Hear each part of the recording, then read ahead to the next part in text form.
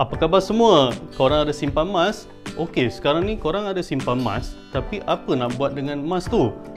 Lagi-lagi bila mana kita nak perlukan duit. Okey, ini contoh emas yang ada. Macam ni Dina, tak kira lah Dina ataupun gold bar macam ni. Okey, dua-duanya emas sama je. Okey, bila korang perlukan duit, apa kita nak buat? Jadi ada dua option untuk gunakan duit, dapatkan duit daripada emas.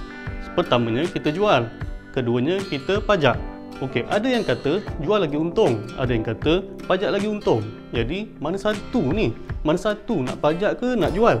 Jadi untuk pilih salah satu daripada dua option ni, saya akan tunjukkan kiraannya mana yang lagi berbaloi. Okey, pertama sekali kita boleh jual emas ni. Katakan kita ada emas 10 gram. 10 gram hari ini kalau kita jual di kedai, kita akan dapat RM2,577 pada ketika video ini dibuat. Okey, salah satu option lagi ialah kita pajak. Jika kita pajak, kita akan dapat 75% dari nilai marhun.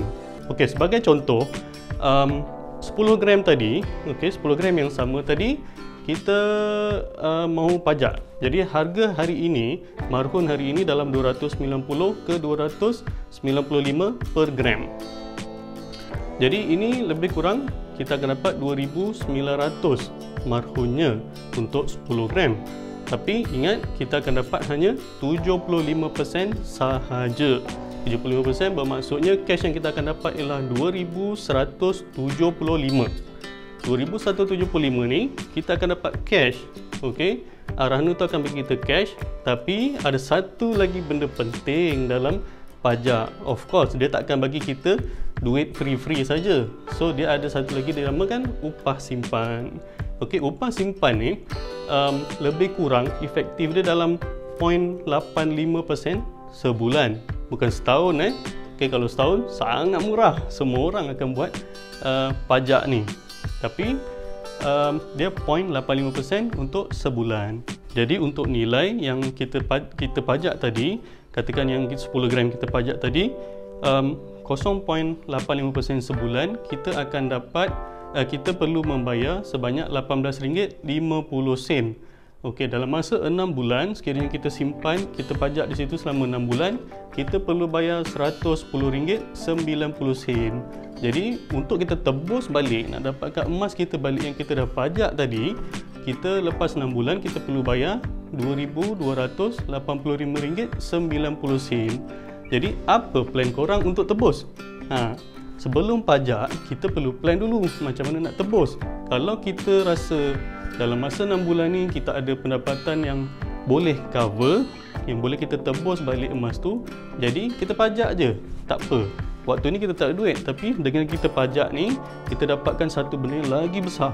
Contohnya, ada orang nak jual emas lain kat kita, lepas tu kita boleh jual harga lagi tinggi, ataupun apa-apa barang perniagaan yang ada orang nak jual dan kita boleh jual pada harga yang lagi tinggi, kita dapat keuntungan lebih lagi daripada upah simpan.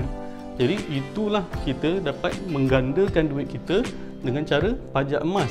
Inilah salah satu fungsi emas yang mana orang semua ramai yang tak tahu. Okey, orang kata kalau masuk kedai pajak sebenarnya tak ada duit. Bukan. Okey, emas tu sendiri ialah duit, tuan-tuan. Jadi emas tu, siapa ada emas dia confirm ada duit. Siapa tak ada emas belum tentu ada duit, betul tak? Walaupun dalam poket kita tak ada emas, walaupun dalam poket kita tak ada duit, tapi kalau dia ada emas, ianya masih bernilai di mana-mana seluruh dunia. Dapat tak sesuatu daripada video ni? Kalau dapat, tolong tekan like, share dan subscribe. Okey, kita jumpa lagi di siri yang akan datang. Assalamualaikum. Kejap. Kalau korang nak simpan emas, korang bolehlah simpan di KAB Gold. Anda boleh register di link di bawah ini ataupun pergi ke website saya abdulhadi.com untuk mendapatkan segala info berkenaan KAB Gold. Okey, sekian. Assalamualaikum.